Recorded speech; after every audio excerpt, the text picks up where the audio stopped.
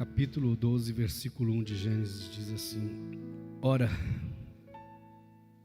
o Senhor disse a Abraão: sai da tua terra, da tua parentela e da casa do teu pai, para a terra que eu te mostrarei. Farei de ti uma grande nação, te abençoarei e engrandecerei o teu nome, e tu serás uma bênção. Abençoarei os que te abençoarem, e amaldiçoarei os que te amaldiçoarem. E em ti serão benditas todas as famílias da terra. Amém? Essa promessa do chamado. Abraão, sai da tua casa, da casa do teu pai. Vai para a terra que eu vou te mostrar.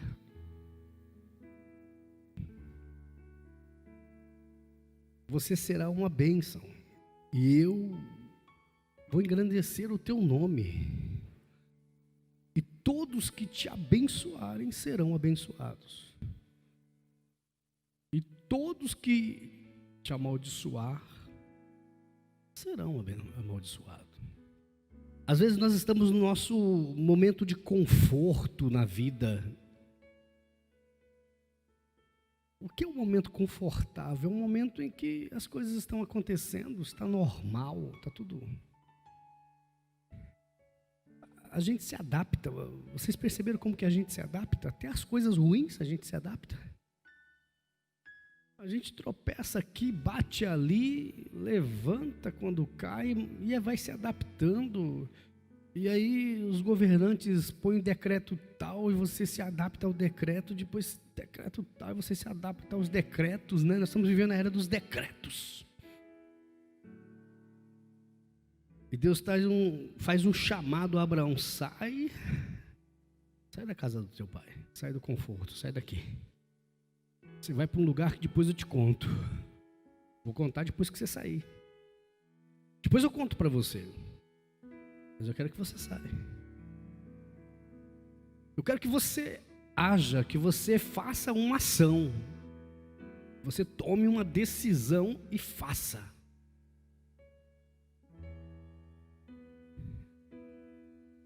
Porque não é fácil tomar a decisão de sair da casa do pai. Não é fácil tomar a decisão de partir para um lugar desconhecido, rumo ao desconhecido. O desconhecido nos desestabiliza, o desconhecido ele tira a nossa zona de tranquilidade, de conforto. O desconhecido nos causa espécie, nos causa pânico. Eu me lembro quando eu vim da minha cidade para cá. Lá na minha cidade, quando se falava que uma pessoa doente vinha para São José do Rio Preto, é porque já voltava morta. Dificilmente voltava vivo. Esse nome na minha cidade era nome de morte. Quando se falava em saúde, há 24, quase 25 anos atrás, quando eu vim para cá. Quando eu chego aqui, meus primeiros dias aqui na cidade, numa semana só eu vi 5 corpos em acidentes de carro. Aquilo bateu uma angústia, uma vontade de voltar para trás. Mas tudo era novo. Tudo era assustador. As dimensões eram outras, os tratos eram outros, o linguajar era outro, o costume era outro. Primeiros dias na igreja que eu fui congregar, era tudo muito estranho, a música era estranha, o jeito de pregação era estranho, tudo era estranho, porque tudo que é novo assustava. E aí veio a descoberta cada vez mais profunda da palavra de Deus. Lá em Romanos capítulo 12, versículo 1 em diante, diz assim: portanto, rogo-vos, irmãos, que apresentei os vossos corpos em sacrifício vivo, santo e agradável a Deus, que é o vosso culto racional. E não vos conformeis com este mundo, mas transformai-vos pela renovação do vosso entendimento. Você vem à igreja e nós ministramos sobre sua vida. Nós pregamos, nós ensinamos você, nós ensinamos sobre Jesus, sua vida, sua obra, as profecias. Nós ensinamos sobre a palavra de Deus. Nós falamos para você sobre a nova aliança no sangue. Hoje você não precisa mais matar bode, boi, cavalo, cabrito. Você não precisa matar nada. Você não precisa mais de sacrifícios mortos, sacrifícios de morte, mas sim sacrifícios de vida. O que é sacrifícios de vida? Apresentar o seu corpo em sacrifício vivo. Porque quando nós falamos desta aliança de Cristo, de andar com Cristo, nós estamos falando de sacrificar desejos, de sacrificar o querer, em detrimento da palavra de Deus. E aí você aprende, mas nunca chega ao conhecimento da verdade. Não, pastor, então não aprendeu. Não, presta atenção. Quantas pessoas você já ouviu falar que fez uma faculdade determinada e que não exerce essa profissão? Não exerce esse curso. O fato de você aprender não quer dizer que você vai executar. E para chegar ao pleno conhecimento da verdade, você precisa exercer aquilo que aprendeu. E aí você vem ao culto, ou vai em uma reunião, ou tem um grupo de estudo, e você aprende a ler a Bíblia, aprende os versículos, aprende a palavra, aprende que você precisa se libertar, você aprende que você precisa dar um passo, que você precisa tomar uma decisão, que você precisa fazer algo para transformar a sua vida, mas não executa. Por quê? E se Abraão não ouve a Deus? Abraão, sai da casa do seu pai. Não vou não. Sai do meio da tua parentela. Não vou não. Deus te deu um nome. Amém? Deus te deu um nome. Sim ou não? Deus te deu um ministério, Deus te deu uma visão, Deus te deu um projeto, Deus deu para você. Aí você deixa de ser você para fazer o que o outro quer. Deus disse para Abraão, vai, sai da parentela. Abraão pega Ló e leva com ele. Porque às vezes a gente quer pegar alguma coisa para ter uma segurança. E se eu morrer, como é que vai ficar meu patrimônio? Eu tenho aqui o Ló. Quantos Lózinhos você tem levado na sua vida, no seu ministério, na sua empresa, na sua caminhada? Aquele companheiro de trabalho, aquela companheira de trabalho. Deus dá promessa para você, quer fazer você ter coisas grandes, você deixa o Lózinho comandar a tua vida. Não se livra desses Lózinhos. Porque se você anda com Ló do teu lado, um dia você vai ter que dar para Ló o poder da decisão. Não vos conformeis com este mundo, mas transformai. Presta atenção, essa palavra ela é essencial. Transformai pela renovação do vosso entendimento. Transformai-vos. O que é transformar? Transformar não é fazer uma pequena mudança. Transformar não é mudar um ponto só, é fazer toda uma transformação. É mudar radicalmente. Radicalmente. Porque quando nós transformamos, temos o conhecimento renovado, temos a renovação do entendimento, nós passamos a compreender melhores as coisas.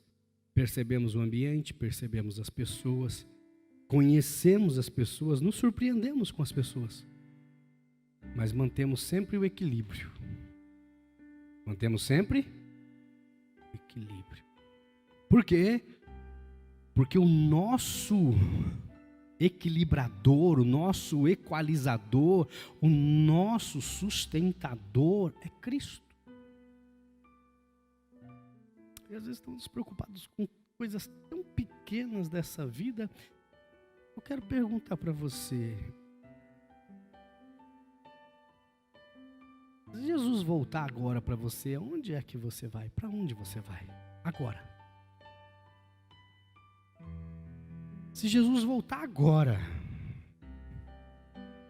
ou poderia ser até um pouco mais radical, se você morresse agora, para onde você vai? Parou para pensar nisso? Já parou? Outro dia eu estava conversando com um amigo lá no centro da cidade. Fui comprar um microfone. E eu o encontrei na calçada, perto da empresa onde fui comprar o microfone. E aí, tudo bem? Bom, como é que você tem passado? Bom, e tal. A gente precisava se ver mais. É verdade, a gente precisava se ver. Aí, de repente, começo dessa semana, bem no comecinho dessa semana, abri o Facebook, estava lá, convido a esposa, né? Convido a todos, comunico a todos, e fulano de tal, meu esposo, faleceu no dia de hoje. Eu olhei e falei, um menino novo, para onde nós vamos? Somos obedientes à palavra de Deus? Caminhamos com Cristo? Participamos do corpo e do sangue de Cristo?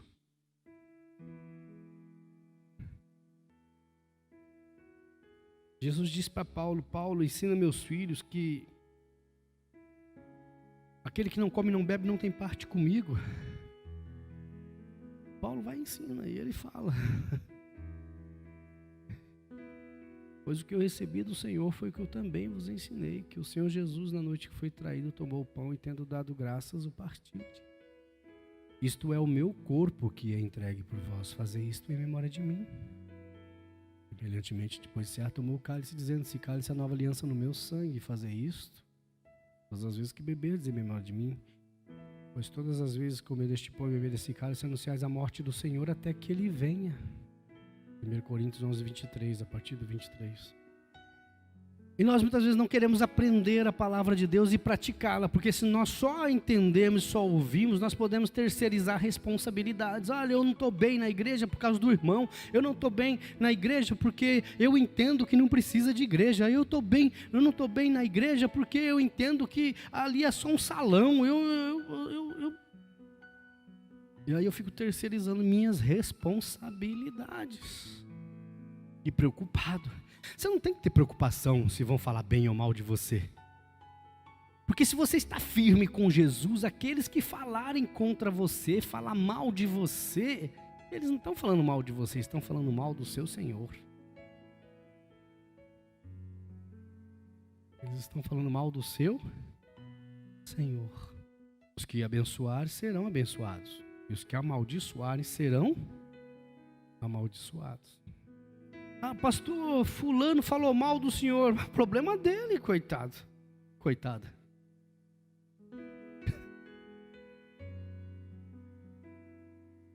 Falou bem do senhor, glória a Deus por ele. E você? A presença de Deus está na sua vida, nessa caminhada. O Senhor te chamou, você partiu. Assim que Ele te chamou, você partiu.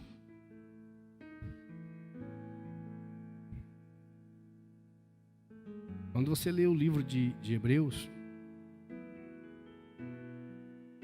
e Hebreus praticamente todo está falando sobre a caminhada com Cristo, a nova aliança, o sacerdócio, o sumo sacerdócio, o comportamento do cristão, o papel do crente, o papel do homem de Deus, da mulher de Deus, a exortação à fé. Ora, a fé é a certeza das coisas que se espera, a confirmação daquilo que não se vê.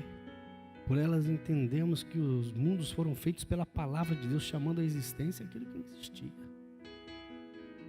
Quando nós passamos a entender a potência, a força do que é Cristo na nossa vida,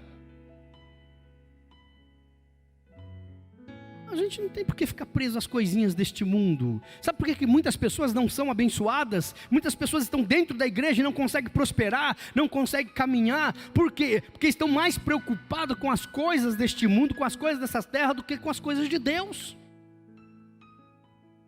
Então, para justificar a sua vida mundana, a sua vida profana, começa a caçar pelo em ovo. Jesus liberta, amém? Mas a liberdade com Cristo não é libertinagem. Muitos crentes, eles acabam sendo libertinos, profanos, reprobos.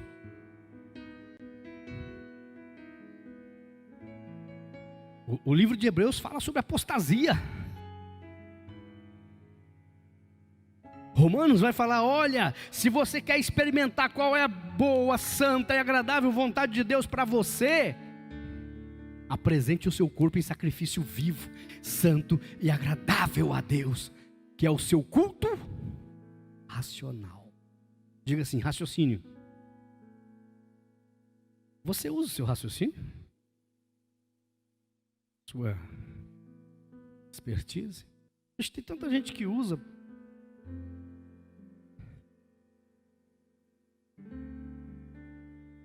Quando era menino, minha mãe tinha uma maritaca. E o nome dessa maritaca era Rosa. E a Rosa fica, eu quero papá. E meu pai gostava de tomar umas pinga. E a Rosa gostava de pinga. E a Rosa bebia pinga. Quero pinga. Às vezes nós temos no meio do povo de Deus, e isso é geral. Aqui nessa igreja não tem, lá na França tem, lá na Europa tem, aqui não tem. Não. Crente papagaio, sabe? Que encosta perto de alguém e começa a repetir.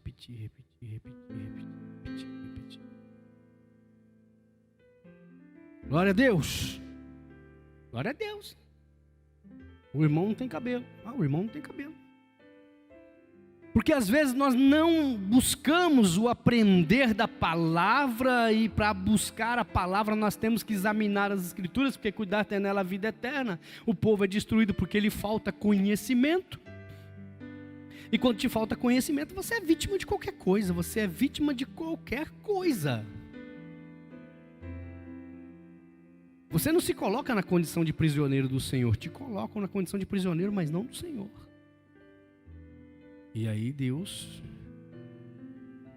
Ele diz como devemos nos comportar. Versículo 11 diz assim, do capítulo 12 de Romanos, versículo 13, perdão. Partilhai com os santos nas suas necessidades, segui a hospitalidade, abençoai os que vos perseguem, abençoai e não amaldiçoeis. Alegrai-vos com os que se alegram, chorai com os que choram. Sede unânimes entre vós. Não ambicioneis as coisas altivas, mas acomodai-vos a humildes. Não sejais sábios em vós mesmos. E a ninguém torneis o mal por mal. Procurai as coisas honestas perante todos os homens. Se for possível, quanto depender de vós, tende paz com todos os homens. Não vos vingueis a vós mesmos, amados, mas dai lugar à ira, pois está escrito, minha é a vingança, eu retribuirei, diz o Senhor. Eu sei que quando você é ofendido, quando você é humilhado, quando você é maltratado, quando você é diminuído, mas bate uma vontade, não bate, de pegar o fulano pro pescoço? Não dá uma vontade de pegar uma cinta? Hã? Uma varinha, um cajado? Um cacetete? Por isso que o apóstolo fala, ó, você pode até dar lugar à ira, você tem o direito de ficar nervoso, você tem o direito de ficar bravo, mas só isso. Deixa que ao Senhor pertence a vingança. A vingança é dele, não minha. Ele vai tomar parte na sua aflição. Portanto, se o teu inimigo tiver fome, dá-lhe de comer. Se tiver sede, dá-lhe de beber. Fazendo isso, amontoarás brasas vivas, brasas de fogo sobre sua cabeça. Não te deixeis vencer pelo mal, mas vence o mal com o bem.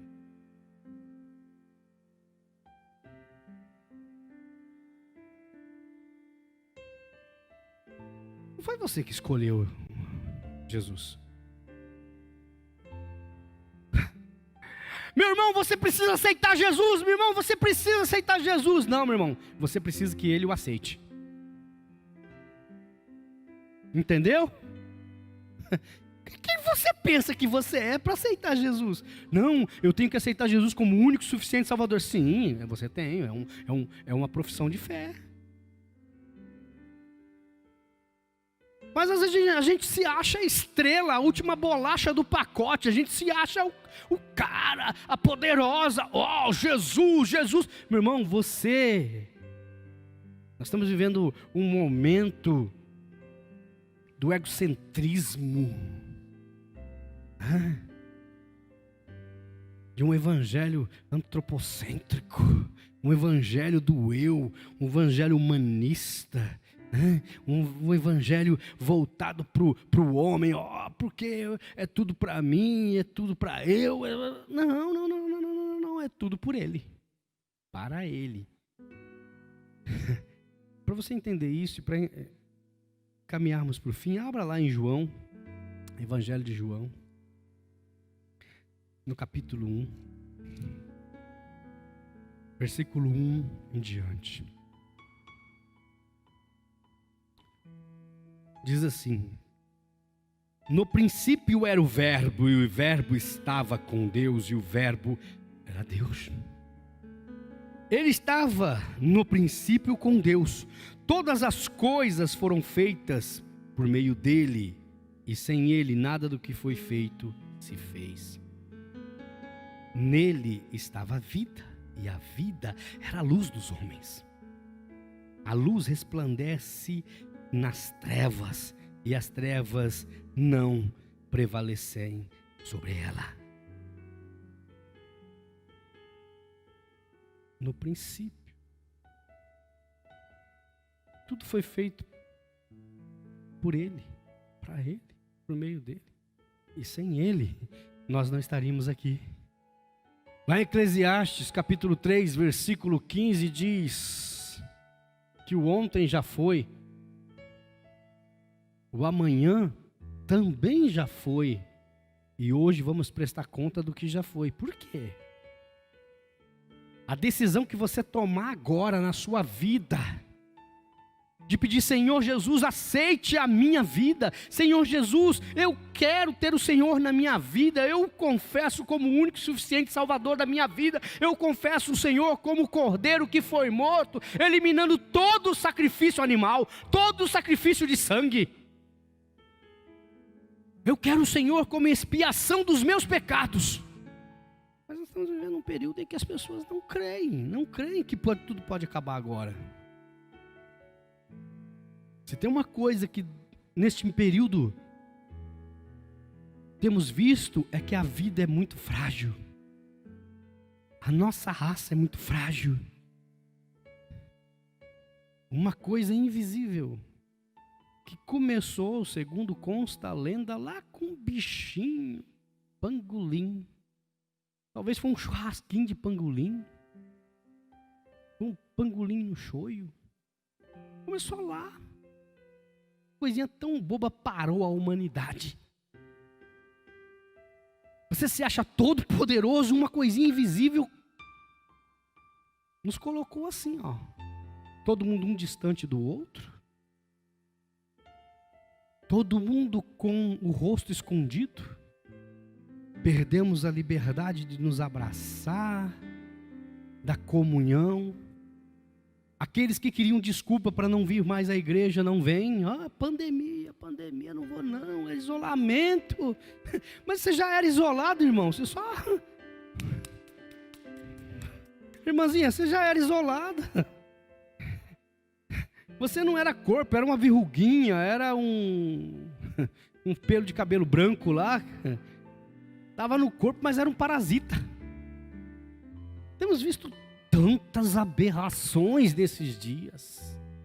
Tudo foi feito para Ele, por meio dEle, é dEle, é dEle, é dEle. Não é meu, não é sobre eu, não é sobre você, é sobre Ele. É tudo para Ele, é por Ele. E quando eu entender isso, tudo o que eu pedir, crendo, Ele me concederá. Por quê? Porque Ele e eu somos um. Oh, quão bom e agradável é viver unido como irmão. Mas não precisa mais de Salmo 133, está lá no Velho Testamento, não precisa mais disso não. O que nos faz cristão não é o individualismo, o que nos faz cristão não é o distanciamento, o que nos faz cristão é sermos um. Porque quando somos individuais, nós colocamos o nosso achismo, nós colocamos o nosso egocentrismo. No capítulo 4 diz: está chegando a hora, vem a hora e já chegou, em que os verdadeiros adoradores adorarão o Pai, não de qualquer jeito, mas em espírito e em verdade. Não é uma adoração para que os outros vejam, não é uma confissão para que os outros vejam, não é algo para sair bonito na foto, não é algo para você colocar um pensamento da sua cabeça, é algo para você ter livre acesso e intimidade com o Pai.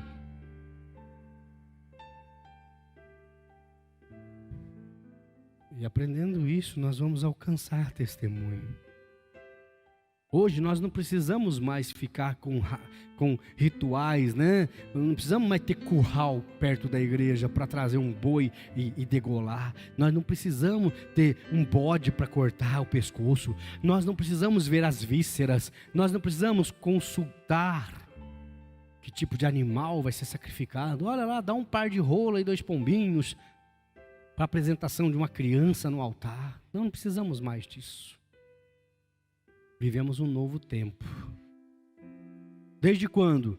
Desde o dia em que Jesus entregou a vida dele lá na cruz. Mas a mensagem da cruz não é uma mensagem gostosinha, bonitinha.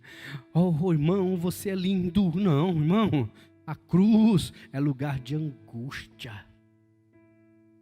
A cruz é lugar de salvação, de vida, mas é lugar de apertos.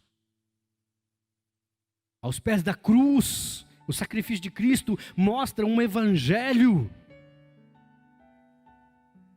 Um evangelho apertado, de decisões, de abandonar o passado. Sai da tua casa. Vai para o lugar onde eu te mostrarei. Quando? Quando você partir. Nós queremos saber de tudo, sabe? Deus me usa como usa outros pastores aqui. E Deus me mostra coisas. Esses dias eu estava falando com Deus, falei: Deus, o Senhor me deu uma visão em que eu e um irmão, um dia nós estávamos sentados em um lugar, eu tenho isso registrado por escrito, e o Senhor me deu lá, que nós estaríamos comemorando junto algo, um acontecimento épico. E eu sei que o Senhor vai cumprir, mas eu queria entender isso, porque antes eu falava disso, eu sentia uma alegria tão grande, e hoje eu não sinto essa alegria mais. Ele falou: porque eu te dei a visão. E a minha visão não depende do teu sentimento. Depende de mim. Olha como é que isso é sério. Às vezes a gente quer sentir E Deus não quer que você sinta, Deus quer que você faça. Faça o que Ele pediu. Faça o que Ele pediu. E o que foi que Ele pediu? Entregue a palavra. Mas lá no versículo 9 de 1 Coríntios capítulo 2, o Senhor diz algo muito forte. Ele diz algo assim tremendo, tremendo, tremendo, que às vezes a gente não percebe, né? Diz assim: porém, como está escrito, as coisas que o olho não viu, o ouvido não ouviu e não subiu à mente humana são as que Deus preparou para os que o amam. As coisas que o olho não viu, o ouvido não ouviu. A gente quer saber daquilo que Deus tem para nós. A gente quer saber, pastor, me dá uma palavra, pastor, me dá uma revelação, pastor, me coloca algo aqui para eu ver, para eu ouvir, para eu sentir. Lá em 33:3 de Jeremias diz, né?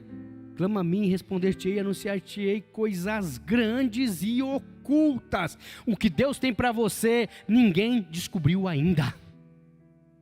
E ainda que eu venha e te conte algo que Ele permita, não é o que Ele tem para você ainda, porque o que Ele tem para você ainda está oculto. Ah, mas aqui em Coríntios diz, mas Ele nolas revelou pelo seu Espírito, versículo 10. O Espírito penetra todas as coisas, até mesmo as profundezas de Deus. Qual dos homens conhece as coisas do homem, senão o Espírito do homem que nele está? Você está entendendo a palavra? Por que você não tomou a decisão de transformar a tua vida? De fazer aquilo que Deus mandou sem questionamento, sem trazer.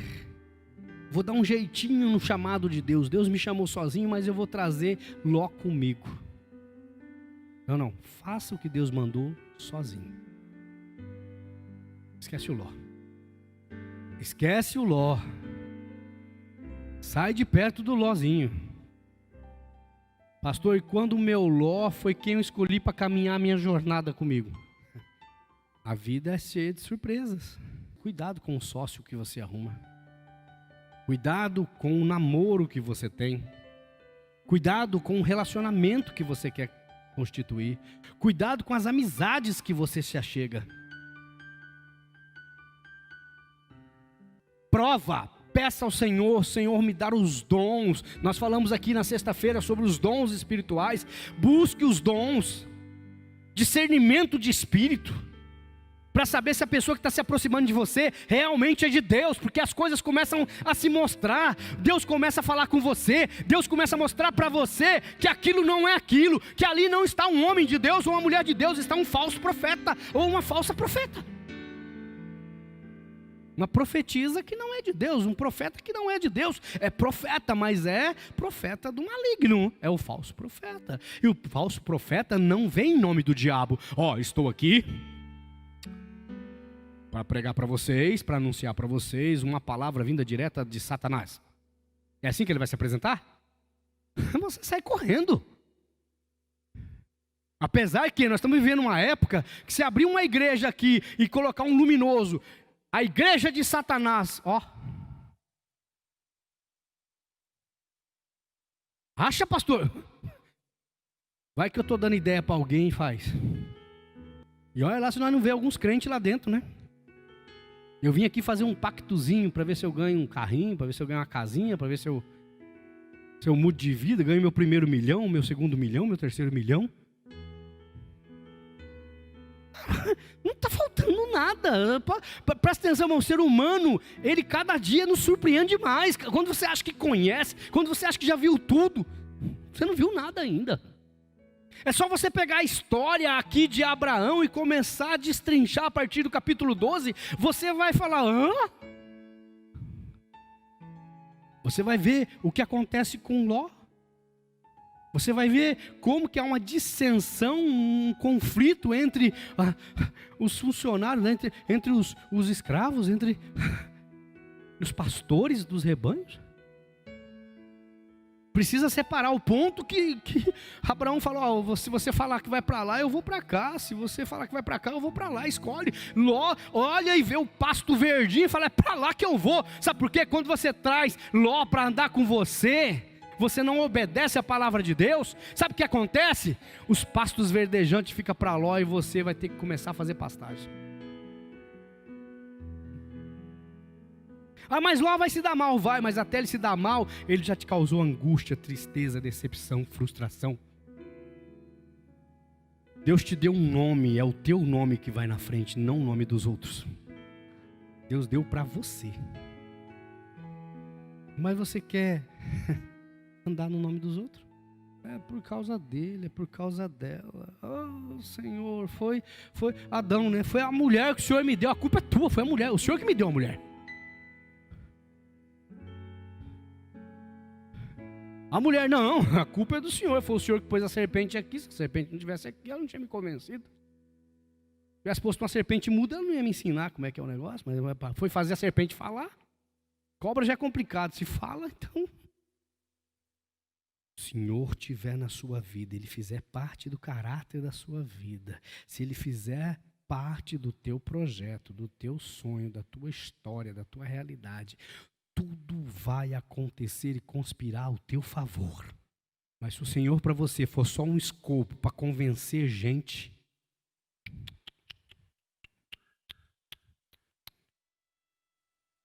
a visão da nossa igreja é cada casa uma igreja, cada crente um ministro da palavra de Deus. A igreja de Atos dos Apóstolos, o sermão de Hebreus, né? Você conhece as escrituras, você vai saber que o livro de Hebreus, ele é um sermão. Ele não é uma epístola, ele é um sermão. Este sermão lá de Hebreus que fala sobre a nova aliança, que fala sobre o sacerdócio, o sumo sacerdote, sobre o sacrifício, você vai entender que você é homem de Deus, que você tem a liberdade e autonomia diante de Jesus. Porém, isso não te exime do corpo. E do corpo aqui não é do teu corpo, é do corpo de Cristo, da eclésia, da assembleia, do povo de Deus. O Senhor está te chamando? Até quando? O Senhor coloca no seu coração, trabalha na minha obra, faz a obra, ajuda lá na igreja, ajuda nas obras sociais, ajuda nas obras da igreja, ajuda no altar, ajuda na recepção, ajuda no estacionamento, ajuda. Aí você fala, Senhor, o Senhor está me chamando? Até quando? Você vê a necessidade, supra a necessidade. E eu tenho certeza que o Senhor vai fazer mais por você. Qual é o problema na tua vida, na tua família? O sangue de Jesus tem poder. O sangue de Jesus tem? Por que o sangue de Jesus tem poder? Porque ele não é uma expiação para aquele dia, ele é uma expiação para a eternidade. Por isso que Hebreus vai dizer, capítulo 13, versículo 8, Jesus Cristo é o mesmo ontem, hoje e eternamente. Jesus Cristo é o mesmo ontem, hoje e eternamente. É por isso que a palavra dele não morreu. É por isso que a palavra dele não parou lá na cruz. Não tinha rede social. Era uma notícia chegar demorava dias. Para atravessar um estado, uma cidade-estado ou uma nação, dias, meses. Mas a palavra dele permanece.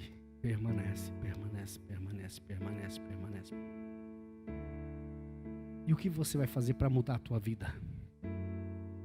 Sai deste lugar de comodismo. Vai para a terra que o Senhor está te mostrando. Apresente o seu corpo em sacrifício vivo, santo e agradável a Deus. Raciocina, que é o seu culto racional. E transforme. Não fique conformado, transforme pela renovação do entendimento, que é boa, santa e agradável vontade de Deus na sua vida. Amém? Vamos orar.